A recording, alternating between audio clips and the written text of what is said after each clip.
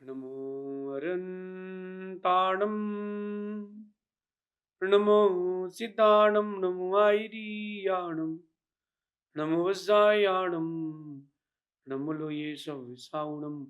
पंच परमेष्टि भगवंतों की गणाचार्य भगवान विराग सागर जी महामंडराज की, पट्टाचार्य भगवान गुरु और विशुद्ध सागर जी महाराज की,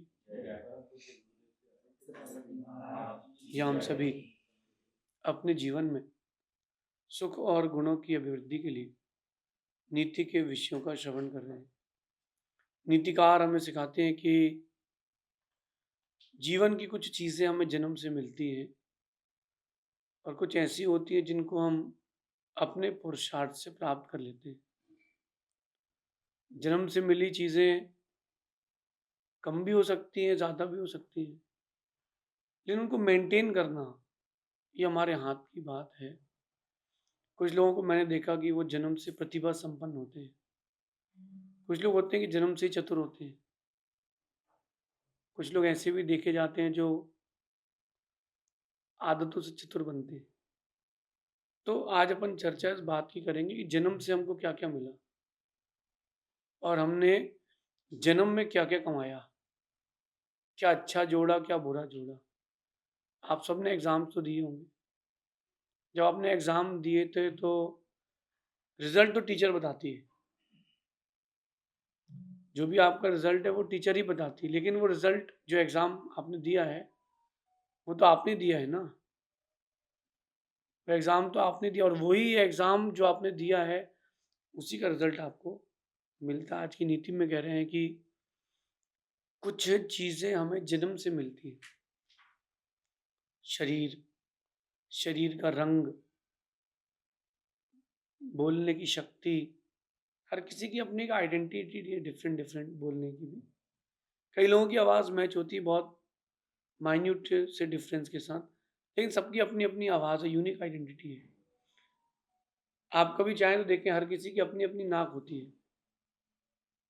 आप किसी की नाक देखना लंबी होती है, किसी के सामने चौड़ी होती है, किसी की छोटी होती है। कान का शेप भी सबका अपना अपना है। ये अपनी यूनिक आइडेंटिटी है।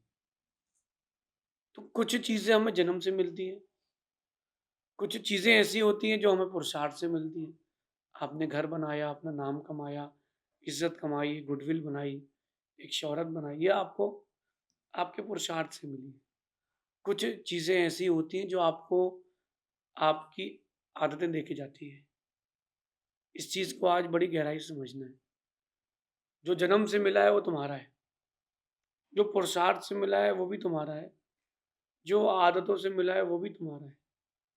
लेकिन 1 मिनट के लिए सोचो कि जो तुमको आदतों से मिला है ना, वो तुमको बहुत बड़ी चोट दे के जाएगा। एक व्यक्ति था, उसकी आदत थी, मूँछों पर उँगली चलाने की उसकी आदत थी। जब भी कोई दिखे, ऐसे करके बात करता था मुँह चिल्ला करके। एक बार वो गाड़ी-वाड़ी किसी की उसने ठोक दी होगी, तो किसी की गाड़ी उसी कारण एक्सीडेंट हो गया तो उसको जेल बुलाया गया, कोर्ट बुलाया गया। कोर्ट एरिया में वो पहुँचता है, उसकी आदत तो यही थी। गलती उसकी कम थी, सामने वाले की ज़्यादा थी। जज बोला कि बताओ हुआ क्या? मैंने गाड़ी नहीं ठोकी। मूँछों पर उँगली रख के वो कहता है कि मैंने तो कोई गाड़ी नहीं ठोकी। जज कहता है अंधा करो उसको। हमारे सामने मूँछ तान रहा है। ये आदत है। ये आदत कई लोगों की आदत होती है, वो भड़बड़िया होते हैं। भड़बड़िया समझते हो आप? कोई भी काम हो शांति से नहीं करेंगे, उसको हल्ला-हल्ला करे करेंगे और हल्ला करने के चक्कर में उनकी सक्सेस वहीं धरी रह जाती है। सो एक व्यक्ति ऐसा था, उसकी बड़ी भड़बड़िया की आदत थी। 20-22 साल उसकी उम्र होगी। उसने अपने दोस्तों के साथ मिल कर के ड्राइव करी गाड़ी और 4-5 लोगों के ऊपर से उसने कार निकाल दी। वो लोग वहीं मर गए on the spot. Case file हुआ। उसके पिताजी बहुत पैसे वाले थे, दोस्त लोग गरीब थे। गाड़ी उसकी थी, चला रहा था उसका दोस्त। उसके पिताजी ने बहुत सेटिंग करी, जज से बात करी, जज ने कहा पैसे लगेंगे। उसके पिताजी ने जज को 50 लाख रुपए दे दिए। बेटा बहुत चिंतित था, लेकिन बेटा पिताजी पे गया था, क्योंकि पिताजी बड़े बढ़िया थे।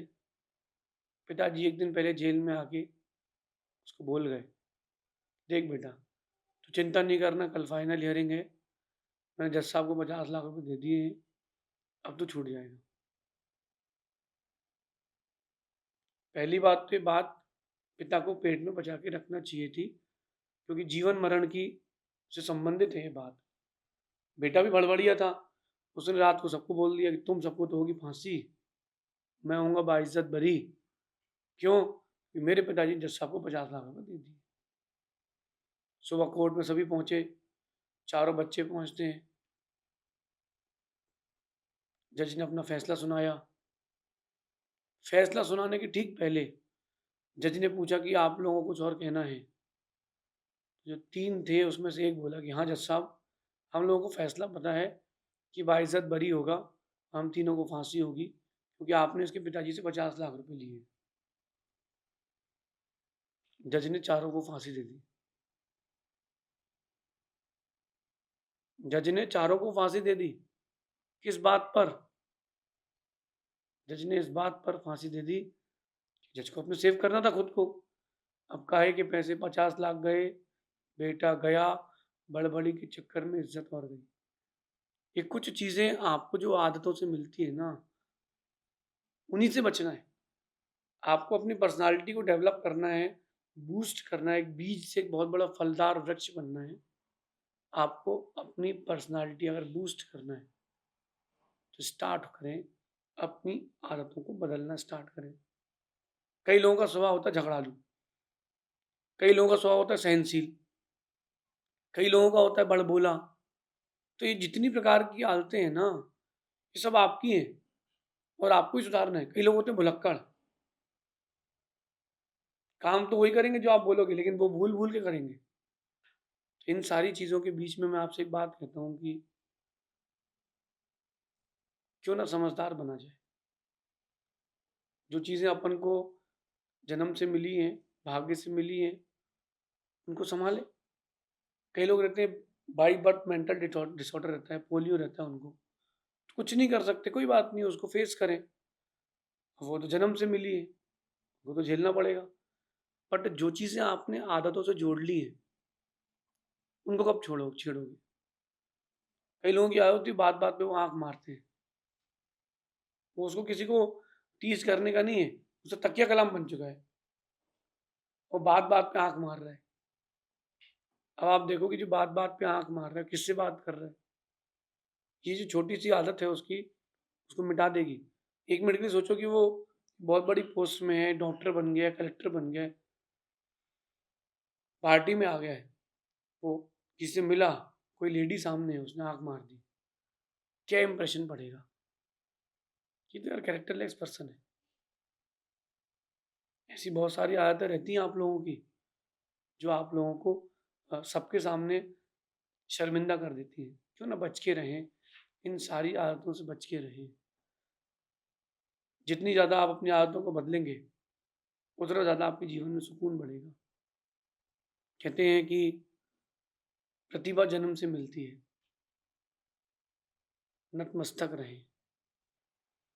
आपको जो प्रतिभा मिली है ना, वो जन्म से मिली है। अपने पूर्वकृत कर्म के प्रति नतमस्तक रहें कि मुझे प्रतिभा मिली। कभी आप देखना कि जो भोजन बनाते हैं, खाना बनाती हैं लेडीज़, सब्ज़ी वही है जो बाज़ार में मिलती है, मसाले भी वही हैं, घी भी वही है, अग्नि भी वही है, बर्तन भी वही है, बट स्वाद में वेरिफ़िकेशन क्यों होता है? सब कुछ हर किसी के पास वही है। अच्छा, यहाँ तक कि एक ही बुक में लिखी हुई चीज़ें हैं कि इतना घी लेना है, इतना जीरा लेना है, इतना नमक लेना है, इतना टमाटर लेना है, इतनी लौकी लेना है, इतने टेम्परेचर पर उबालना है। हर कोई सेम फ़ॉर्मूले से काम कर रहा है, फिर भी टेस्ट अलग-अलग क्यों आ रहा है? ये उनकी उनकी प्रतिभाएँ हैं। कई लोग रहते हैं कि बस वो 2-4 उन्होंने चम्मच 2-3 बार चम्मच हिलाई और मसाला डाला और हो गया, टेस्ट आ गया उनके भोजन में। ये उनकी प्रतिभा है। ये प्रतिभा जन्म से भी मिलती है, कोई सिखाता नहीं है। लेकिन प्रतिभा जो आपको मिली है, आपके जन्म से मिली है, उसके प्रति नतमस्तक रहें कि मुझे प्रतिभा मिली जन्म से, और जन्म से यानी पूर्वकृत कर्म से। इन प्रतिभाओं को सँभाल के रखें, क्योंकि प्रतिभा आपके उस काम तब आएगी, जब हर कोई आपका साथ छोड़ चुका होगा। जब हर कोई आपका साथ छोड़ चुका होगा। अच्छा, ये तो जन्म की बात हो गई। ख्याति जो मिलती है, नाम मिलती है, शोहरत मिलती है, इज़्ज़त मिलती है, वो आपको समाज से मिलती है। आप कभी भी किसी भी कम्युनिटी के हो, आपको जो ख्याति मिलेगी आपके समाज से मिलेगी, आपके ग्रुप से मिलेगी। आप बिज़नेस कर रहे हो तो आपके जो बिज़नेस ग्रुप है उससे ख्याति मिलेगी। तो ख्याति जो है वो आपको समाज से मिलती है। आभार व्यक्त करें कि आप सबके कारण हमको ये ख्याति मिली है, इज़्ज़त मिली है, शोहरत मिली है। जो आभार व्यक्त करता है तो उसकी इज़्ज़त बनी रहती है। जो आभार व्यक्त नहीं करता उसकी बनी बनाई इज़्ज़त चली जाती है। कुछ लोग रहते हैं अकड़ू टाइप के, हम एटीट्यूड में हैं। अरे उसकी बात करूँगा मैं आगे आपसे। जो प्रतिभा मिली है उसके प्रति नतमस्तक रहें। जो आपको इज़्ज़त मिली है, नाम मिला है, समाज से मिली है, उनके प्रति आभार व्यक्त करें। लेकिन जो घमंड और मनोवृत्ति मिली है, वो आपको स्वयं से मिली है, सावधान रहें। सावधान रहें, आपको सावधान रहने की बहुत ज़रूरत है। आज के इस भटकाव के दौर में घमंड और आपकी मनोवृत्ति आपको एक ऐसी दिशा देती है, जो डेड एंड पर जाती है या फिर पहाड़ी के एंड पर जाती है। क्यों ना अपन अपनी ही मनोवृत्ति को सँभालें। जो भी चीज़ें आपको स्वयं से मिल रही है या जो आपके आदतों के कारण मिल रही है, उसको ठीक करें ना। छोटा-सा बच्चा 1 साल का, 2 साल का, उसको नहीं पता कि एटीट्यूड क्या होता है। माता-पिता को सँभालना चाहिए। बच्चे को क्या संस्कार देना है, क्या गुण देना है, बच्चे को क्या समझाना है, क्या करना है, क्या नहीं करना है। बाई बर्थ समझाइए ना। मैं नहीं मानता कि माता-पिता जो कहते हैं मैं उसको नहीं मानता कि बच्चे बिगड़ रहे हैं। आपके संस्कारों में कमी है। कुछ तो बाई बर्थ में मान सकता हूँ, बाई डिफ़ॉल्ट मान सकता हूँ, लेकिन मैक्सिमम तो आपका सिखाया हुआ है। एक माँ ने 2 बच्चों को जन्म दिया, जुड़वा बच्चे, सेम टाइम में जन्मे, सेम डे में जन्मे, सेम स्थान में जन्मे और उन दोनों बच्चों को 2 लोगों ने गोद ले लिया, एक ब्राह्मण ने और एक शूद्र ने। जो शूद्र वाला था वो तो शराब पीता, सुबह से उठ के वो शराब से ही नहाता और वो उसको ही धर्म मानता। और जो ब्राह्मण के यहाँ जन्म लिया या जिसने ब्राह्मण के यहाँ संस्कार लिए, ब्राह्मण के शराब छूना भी पाप मानते हैं। अब आप देखो क्या क्या ट्रेजेडी है या क्या आदतों का क्या असर है। जो ब्राह्मण कुल में जन्म या पहुंच गया है, वो एकदम शुद्ध साकार जीवन जी रहा है। ये उसकी मनोवृत्ति है, क्योंकि उसके माता-पिता ने सिखाया है। लेकिन वहीं दूसरी ओर शूद्र को, जबकि दोनों बच्चे ना ब्राह्मण थे ना शूद्र थे, दोनों वैश्य के बच्चे थे, व्यापारी के बच्चे थे। जैसी संगति मिली वैसी मनोवृत्ति बनी ना। कहीं ना कहीं आपकी संगति आपके ऊपर हावी होती है। हमें अपनी मनोवृत्ति बचा के रखना है। घमंड जो है वह आपकी आदतों से आता है, सावधान रहें। घमंड जो है वो आपकी आदतों से आता है, सावधान रहें। जो सावधान रहता है वही घमंड से बच पाता है। सावधान रहने की बहुत ज़रूरत है। राम के व्यक्तित्व को देख लिया जाए या फिर रावण के व्यक्तित्व को देख लिया जाए, हनुमान के व्यक्तित्व को देख लीजिए। ये प्रतिभाएं थी जो उनको जन्म से मिली। जैन रामायण से अगर मैं बात करता हूँ तो हनुमान विद्याधर थे। उनके पास आकाशगामिनी विद्या थी, उड़ने की कला थी। ये उन्होंने सीखी नहीं, इनको बाई बर्थ मिली। कभी आप अगर नदी में जाओ या तालाब में जाओ तो देखो मछलियां तैरती हैं। उसी तालाब में आप जाओ और तैरते ना आए तो डूब जाओगे। मछली का बच्चा पैदा हुआ, उसको तैरना किसने सिखाया? हाथी, इतना बड़ा हाथी, वो कहीं किसी स्विमिंग पूल में ट्रेनिंग सेंटर में नहीं जाता। इतना बड़ा हाथी तैरना कैसे सीख जाता है? इतना बड़ा हाथी तैरना कैसे सीख जाता है? ये उसको बाई बर्थ मिली है कला।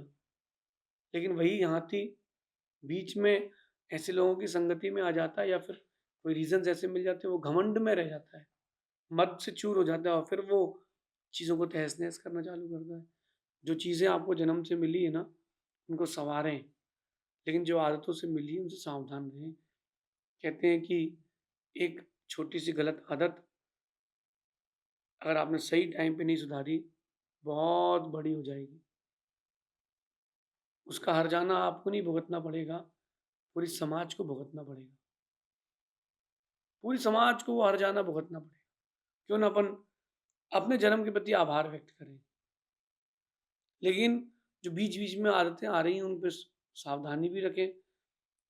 राम भी भरत जम्बूद्वीप में ही थे, रावण भी जम्बूद्वीप में था, दोनों की एक ही राशि थी। रा से रावण, रा से राम।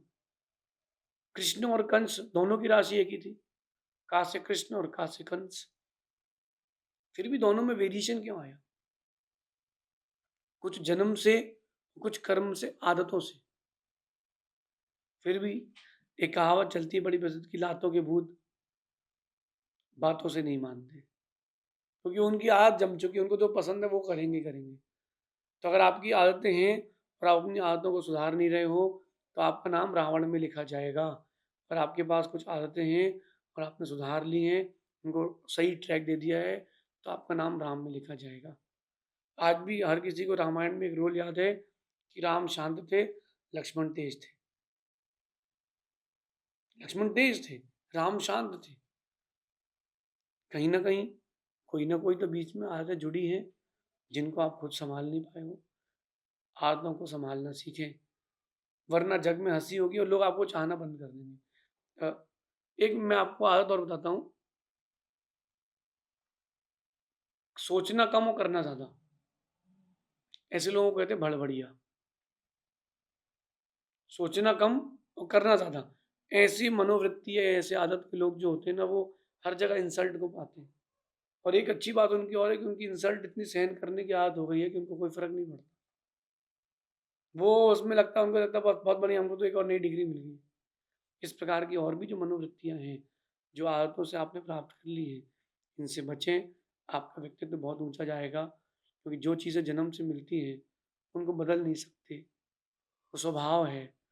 लेकिन जो चीज़ें आपने आदतों से प्राप्त कर ली है या जो आदतें आपने बना ली हैं, उनके कारण आप अपने जीवन को स्पॉइल ना करें, चेंज करें, सावधान रहें। सावधानी जितनी बरतेंगे, जीवन में उतना आनंद आएगा। ये पर्सनैलिटी डेवलपमेंट के लिए एक और नीति आप लोगों से मैंने कही है, जितनी जल्दी आप अपने जीवन में इसको अपनाएँगे, आप अपने जीवन को उतना सुलझा हुआ पाएँगे। सुलझा हुआ जीवन चाहिए है, तो कुछ तो आपको एक्स्ट्रा एफर्ट्स करना पड़ेंगे। जो आदतें आपको गिरा रही हैं, आपको पीछे ढकेल रही हैं, आपको असामान्य कर रही हैं, उन आदतों से बचें, शेष आगे देखेंगे। भगवान महावीर स्वामी की जय।